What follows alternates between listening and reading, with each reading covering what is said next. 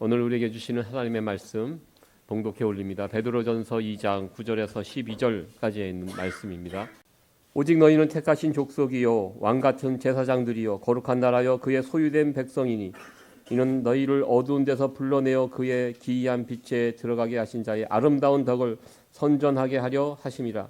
너희가 전에는 백성이 아니더니 이제는 하나님의 백성이요 전에는 긍휼을 얻지 못하였더니 이제는 긍휼을 얻은 자니라. 사랑하는 자들아 나그네와 행인 같은 너희를 권하노니 영혼을 거스려 싸우는 육체의 정욕을 제어하라. 너희가 이방인 중에서 행실을 선하게 가져 너희를 악행한다고 비방하는 자들로 하여금 너희 선한 일을 보고 권고하시는 날에 하나님께 영광을 돌리게 하려 함이라. 아멘. 오늘 베드로전서 2장 9절에서 12절에 있는 말씀을 가지고 이제는 달라져야 합니다라는 제목으로 하나님 말씀 전하도록 하겠습니다. 요즘 TV를 보면은 미국의 각종 프로 스포츠에 신인 선수들을 뽑는 드래프트라는 그런 제도가 있는데요. 그런 드래프트 제도, 드래프트 날 그런 것도 방송으로 중계를 해주는 것을 본 적이 있습니다. 야, 저런 것을 왜 중계를 해줄까 했는데요. 저와 관련된 영화를 제가 이렇게 보니까요. 아, 이 드래프트 하는 선수를 뽑는 것이 그냥 뽑는 게 아니구나. 여기도 굉장한 눈치 싸움과 머리 싸움과 그 상황 펼쳐지는 순간순간 상황들.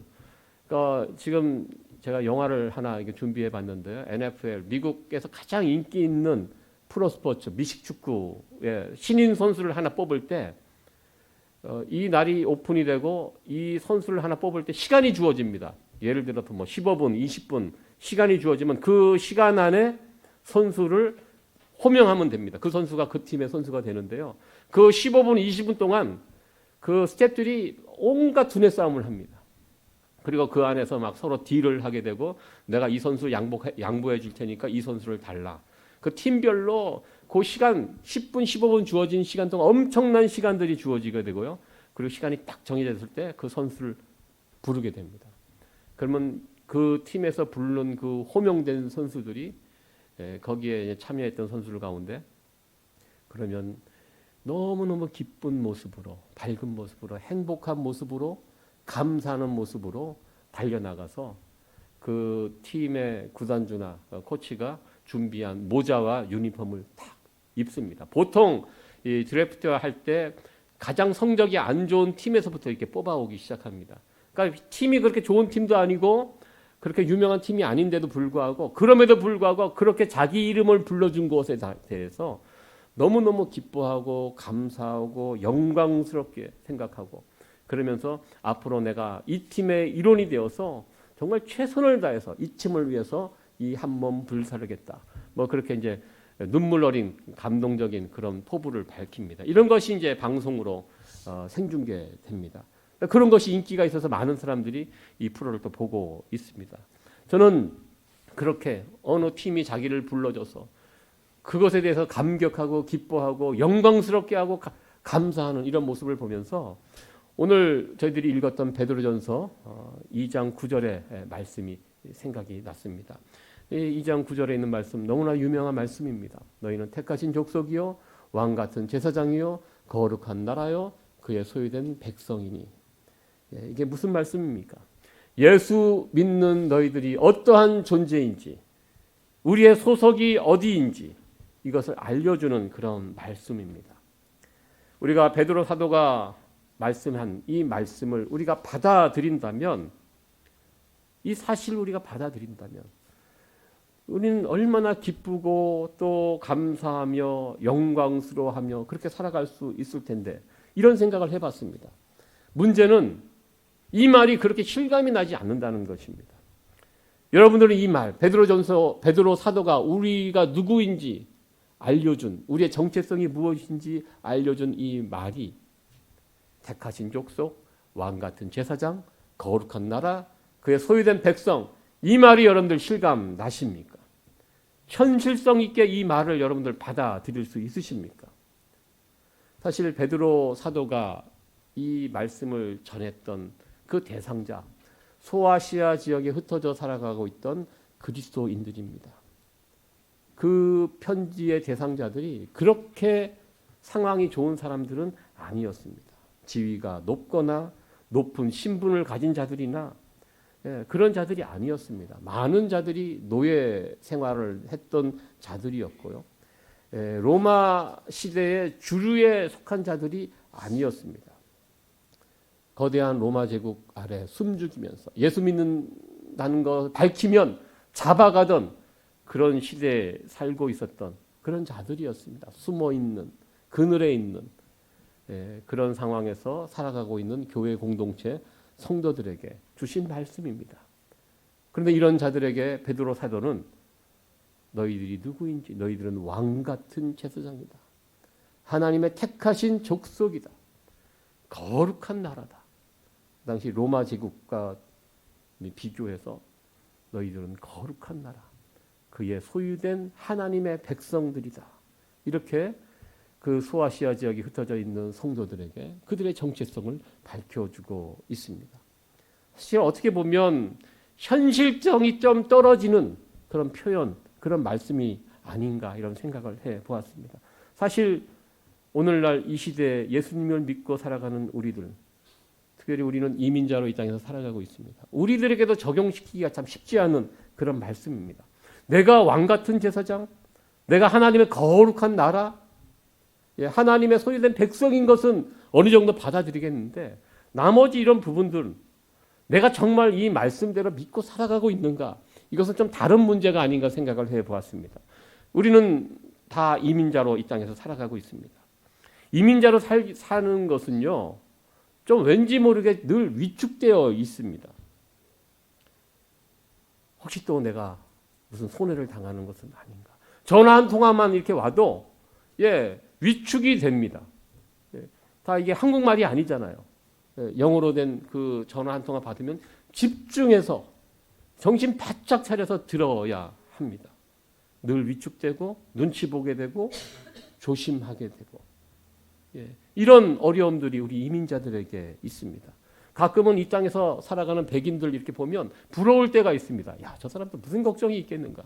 저렇게 편안하게 자기 하고 싶은 대로 편안하게 당당하게 살아가는 모습들이 부러울 때가 있습니다. 제가 예전에 만났던 어떤 어르신, 그분 만나서 지금은 은퇴해서 집에 계신 분이었는데요. 한국에서 사실 때는 나름대로 좋은 직장에서 좋은 대우를 받으시면서 사셨던 분이십니다. 아마 그분이 고등학교 수학 선생을 하셨던 분으로 제가 기억이 나는데요. 모든 것을 뒤로하고 미국 땅에 이민 와서 살아가는데요. 이 미국 땅에서 살아가는 것이 늘 마음에 들지 않았습니다. 마음에 차지 않았습니다. 내가 예전에는 어떻게 살았는데 왕년에 살았던 그 모습들을 찬란했던 과거의 이야기, 그런 이야기들을 저에게 늘 해주셨습니다. 그러면서 지금의 자신의 이 처지 생각하며 비교하면서 너무 힘들어 하셨습니다. 그리고 우울증이 찾아왔고요. 그래서 밖에 나가서 사람들과 어울리지도 못하고 집에만 머물러 있으니까요. 이제 집에 있는 아내하고도 사이가 이제 틀어졌습니다. 그래서 방을 따로따로 쓰고 계시다고 그렇게 저에게 이야기를 해주셨습니다. 이런 모습, 이런 마음으로 살아가는 이민자들이 생각보다 많다는 거 제가 알게 되었습니다. 예수님을 믿고 살아가는 사람들이 자신이 누구인지를 모르고 그냥 신앙생활을 하는 분들이 많다는 것입니다. 우리가 하나님의 자녀인 것은 알고 있지만 순간순간 그것을 잃어버릴 때가 있습니다.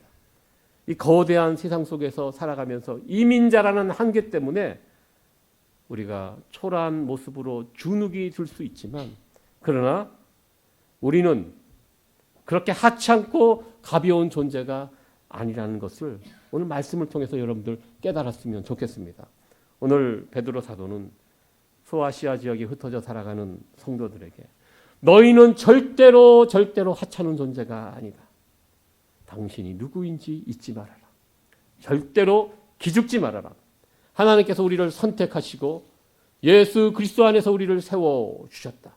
이것을 잊지 말라 말씀하셨습니다. 저는 예수님을 믿는 사람들의 모습 세 가지 특징이 있어야 된다고 저는 생각합니다. 세 가지 특징 무엇입니까?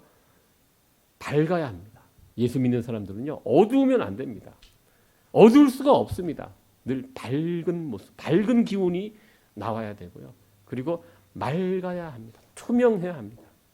예수를 믿는데 음흉하고, 도대체 저 사람이 무슨 생각을 하는지 알 수가 없고, 뭐 포커페이스라고 이렇게 이야기하는데 그건 좋은 말 아닙니다. 예수 믿는 사람들은요, 밝게, 그리고 투명하게, 맑게, 순수하게, 그리고 또 하나 당당한 모습이 있어야 합니다. 당당해야 합니다. 누구 앞에, 어느 자리에 가도 당당할 수 있는. 우리가 당당할 수 있는 이유가 무엇입니까? 내 뒤에 누가 계십니까? 예수님이 계십니다. 예수님이 계시기 때문에 내가 비록 세상적으로, 사회적으로 초라하고 보잘것없지만 난 당당할 수 있습니다. 왜? 내 뒤에 예수님이 계시기 때문에. 저는 저희 아버님하고 사실 그렇게 사이가 썩 좋지는 않습니다. 저는 아버지 생각하면 늘 어렸을 때부터 떠오르는 생각이 있습니다. 모습이 있습니다. 우리 아버님 작은 교회를 섬겼던 그런 분이십니다. 그런데요, 누구 앞에서도 당당하게 사셨던 그 모습이 지금도 기억에 납니다. 어렸을 때는 뭐가 그렇게 당당한가, 제가 그런 불만도 있었습니다. 그러나 지금 생각해 보니까 그게 맞아요.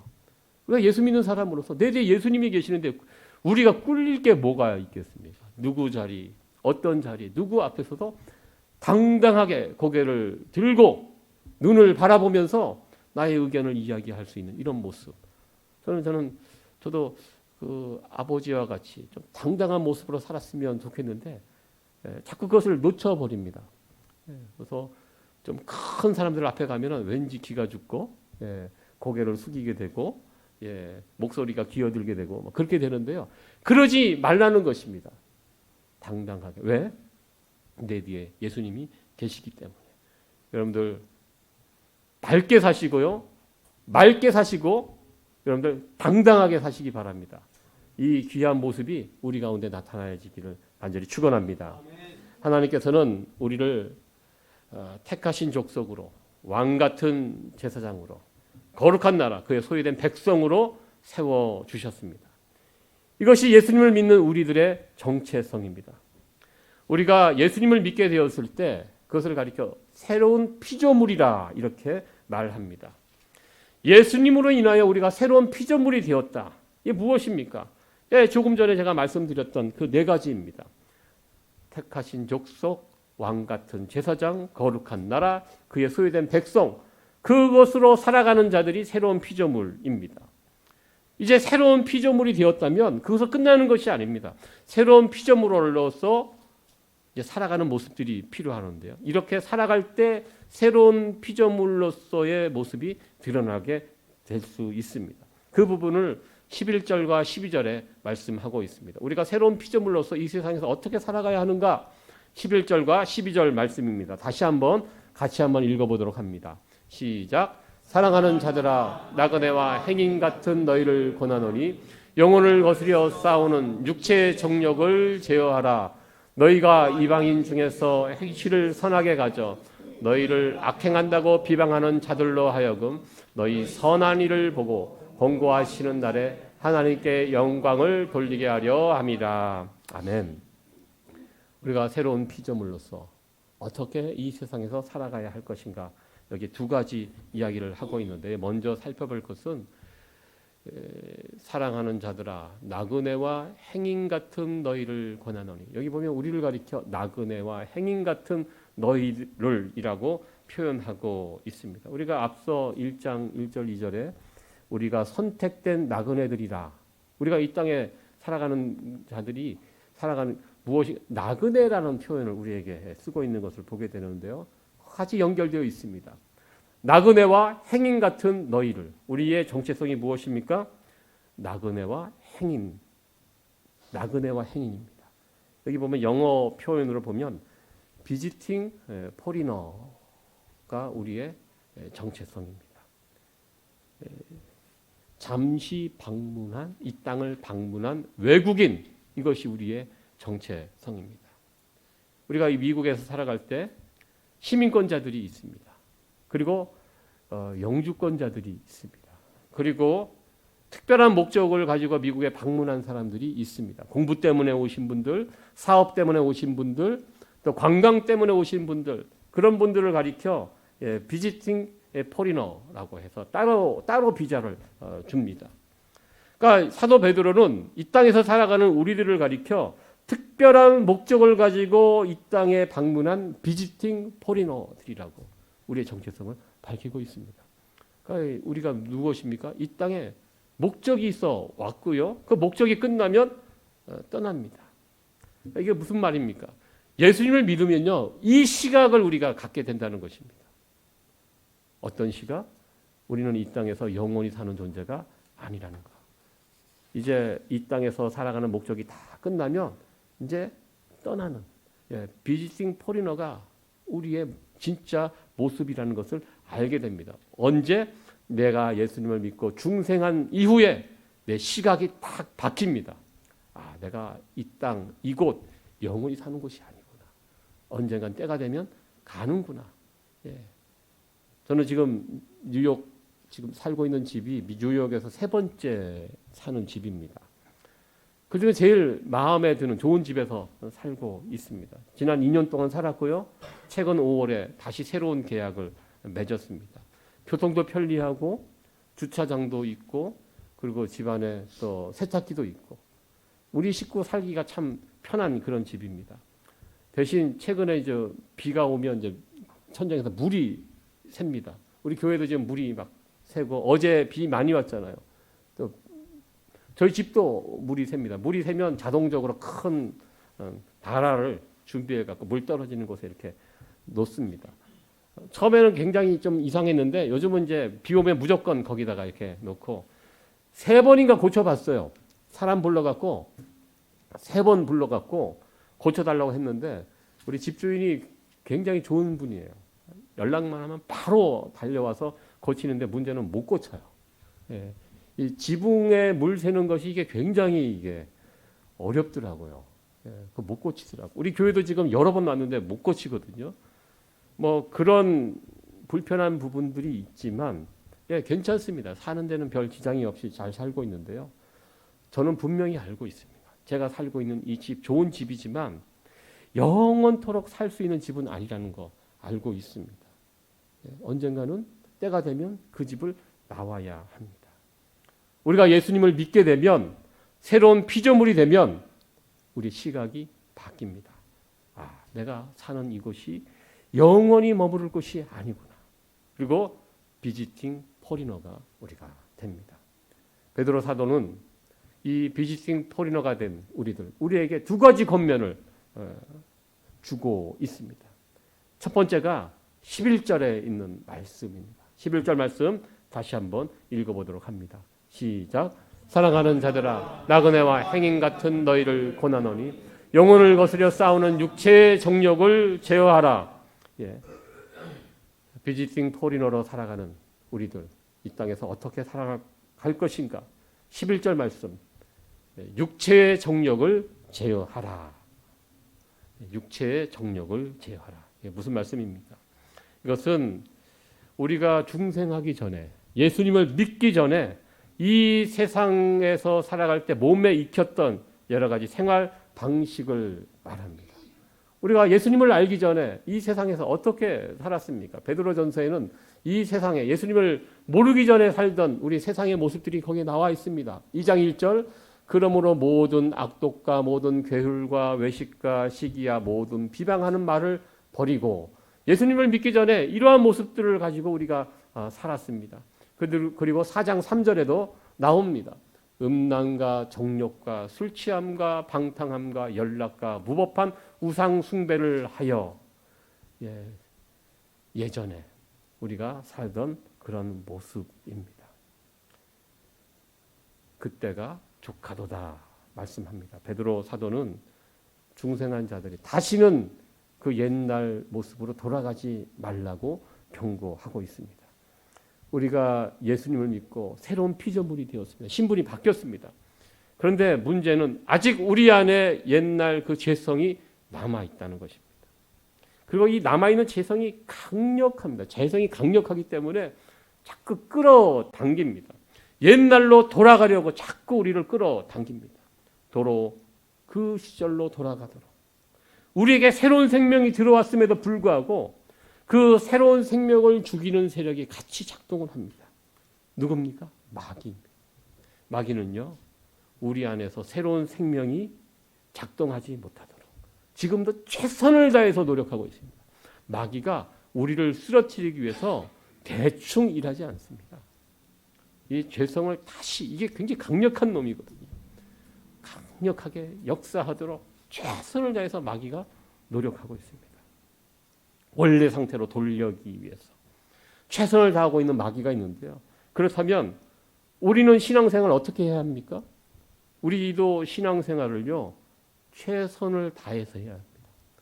대충 설렁설렁 하다가는요, 최선을 다하고 있는 마귀에게 금방 넘어갑니다. 육체 정욕이 영혼을 거스린다 이렇게 표현합니다. 마귀가 아무리 작동해도 우리 안에는 새 생명이 없어지는 것은 아닙니다. 그러나 대신 거슬려질 수는 있습니다. 우리 안에 생명이 자라나고 충만해져 가야 되는데 그렇게 되지 못하도록 거스리는 세력이 우리 가운데 있게 됩니다. 그래서 어떻게 합니까? 우리도 정신 바짝 차리고 최선을 다할 수, 여러분들 신앙생활 설렁설렁 해갖고 이루지 못합니다. 대충 해갖고 도달하지 못합니다. 왜? 마귀가 지금 우리를 쓰러뜨리기 위해서 최선을 다하고 있거든요. 그래서 우리 또한 우리의 신앙생활을 지키기 위해서 최선을 다할 수 있어야 합니다. 여러분들 신앙생활 최선을 다할 수 있기를 간절히 소원합니다. 네. 두 번째 권면의 말씀은요, 12절에 있는 말씀입니다.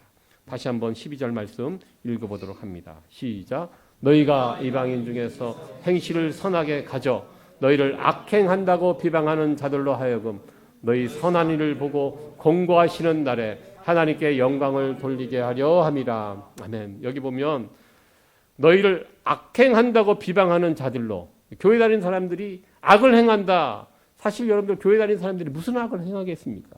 근데 그때 당시 이 기독교, 예수 믿는 것을 오해하는 주변 이방인들이 있었습니다. 교회에서 형제를 사랑해야 된다, 형제 사랑에 대해서 이야기를 하니까 저 사람들 동성애를 한다. 예, 밖에 있는 사람들이 막 오해를 해갖고 공격을 합니다. 그리고 모일 때마다 성찬을 나눴습니다. 예수님의 피를 마시고 살을 먹고 이 이야기를 듣고 사람들이 저 사람들 인육을 먹는다, 사람을 먹는 아주 악한 자들이라고 공격을 했습니다. 그런 것들을 공격을 받을 때 아니다, 우리는 그런 사람들이 아니다, 백날 이야기해봤자 통하지 않습니다. 그 사람들을 변화시키고 그런 것이 아닌 것을 나타내기 위해서 너희가 이방인 중에서 행실을 선하게 가져라. 행실, 여러분들 행실이 무엇입니까? 예, 행실은요, 어떤 특정한 모습이 아니라 우리 삶 전체의 모습을 가리켜 행실이라고 말합니다. 그러니까 어느 한 부분만 좋은 것이 아니에요. 다 좋아야지 행실이 좋다라고 말합니다. 행실을 선하게 한다. 이게 무슨 뜻입니까? 무조건 착하게 살고 용서하고 양보하고 그렇게 하면 좋은 행실을 가질 수 있습니까? 예, 어느 부분 좋은 행실을 가질 수가 있습니다. 그러나 성경은요, 행실에 관해서 이야기할 때 무엇을 강조하냐면 베드로전서 1장 23절의 말씀인데요. 같이 한번 읽어보도록 하겠습니다.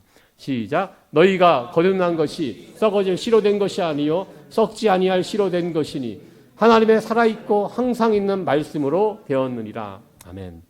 우리가 거듭난 사람, 중생한 사람이 된 이유가 하나님의 말씀으로 된 것입니다. 말씀이 우리 안에 들어왔을 때 그 말씀을 우리가 붙잡았습니다. 중생, 그 말씀을 붙잡으로 우리가 중생한 사람이 되었거든요. 그리고 그 말씀을 붙잡고 그 말씀에 순종하고 그 말씀대로 살아갈 때 어떤 역사가 나타나는가? 우리의 행실이 달라집니다. 진짜 행실이 변하는 것은 하나님의 말씀을 통해서 우리 행실이 달라지죠. 내 힘으로, 내 능력으로 내가 착하게 살고 무엇인가 뭔가를 하고 이걸로 행실이 달라지지 않는다. 성경은 그렇게 이야기합니다. 우리의 행실이 어떻게 선하게 바뀔 수 있는가? 내 속에 들어온 그 하나님의 말씀, 그 하나님의 말씀을 붙잡고 그 말씀대로 순종하고 그 말씀대로 행하고 살아갈 때 우리 행실이 달라지게 됩니다. 그래서 우리를 욕했던, 비방했던 사람들이 달라진 그 행실, 예수 믿고 저 사람 변했네, 달라졌네. 그 모습을 통하여 왜 저렇게 되었을까? 하나님이 계시구나. 여러분들 우리가 흔히들 사람이 안 변한다 이야기하지 않습니까? 그 말은 반은 맞고 반은 틀립니다. 사람 바뀌는 거, 변하는 거 어렵습니다. 불가능합니다. 그러나 불가능한 것 같지만 가능한 이유가 무엇입니까? 내 속에 하나님의 말씀이 들어왔을 때, 그 말씀을 붙잡고 그 말씀대로 따라 순종하며 행하며 살아갈 때 사람 바뀝니다. 여러분들 사탄의 거짓말 속지 마십시오. 사람 바뀝니다. 바뀔 수 있습니다. 우리 안에 생명이 들어오고 그 말씀이 작동하면 사람이 바뀐다는 것입니다. 그렇게 바뀐 사람을 보았을 때 사람들이 하나님을 알게 되고 하나님께 영광을 돌리게 된다. 바로 이 말씀을 베드로는 이야기하고 있습니다.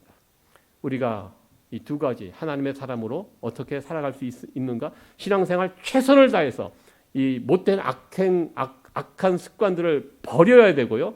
여러분들 버리는 것만 갖고 해결되지 않습니다. 또 해야 할 일이 있습니다. 무엇입니까? 내 속에 들어온 그 말씀을 붙잡고 말씀에 순종하고 말씀대로 살아갈 때 그때 우리 이제 행실이 바뀌게 됩니다. 하나님의 백성들은 어떻게 살아가는 이 두 가지를 해야 됩니다. 버릴 거 버리고 쫓아가야 될 거 쫓아갈 때 우리는 하나님의 백성으로 정체성이 그제서야 드러나게 되고 그 모습을 통하여 하나님 앞에 영광을 돌리게 됩니다. 2차 세계대전 때 나치는 유대인들을 멸시하고 구분하기 위해서 어느 순간부터 가슴에 노란 별을 달게 했습니다. 이 노란 별, 육각형으로 된 별, 다윗별이라고도 합니다. 이 동양에서는 노란색이 왕실에서 사용하는 고귀한 색깔입니다. 그러나 서양에서는 이 노란색이 천박하고 멸시받는 자의 대표적인 색깔입니다. 나치 독일은 이 유대인들을 멸시하고 또 사회에서 격리시키기 위해서 노란색 별을 달게 했습니다. 어른 아이 할 것 없이 다 노란색 별을 달게 했습니다. 만약에 유대인인데 노란색 별을 안 달았다 처벌받았습니다. 그래서 모든 유대인들이 가슴에 노란색 별을 달게 했습니다. 노란색 별이 달려있다. 그럼 저 유대인입니다. 그러니까 상종하지 않습니다. 세상 사람들은 무시하고 멸시합니다. 그런데요, 부모들이 자기 자식 가슴에다 노란색 별을 달아주면서 꼭 이렇게 신신당부했다고 합니다. 너는 자랑스러운 유대인임을, 너는 자랑스러운 하나님의 자녀임을 잊지 말라. 그런 의미로 내가 엄마가 너에게 이 노란 별을 달아줄게. 그러면서 이 이야기를 하면서 아이들의 가슴에다가 노란 별을 달아주었다고 합니다. 세상 사람들은 가슴에 달린 그 노란 별을 보고 저거 유대인이구나. 그래서 수치스럽게 여기고 멀리하고 무시하고 그랬지만 그러나 엄마들의 그 교육 때문에 아이들은 자신에게 가슴에 달린 이 노란 별을 자랑스럽게 여기고 그래 나 유대인이야.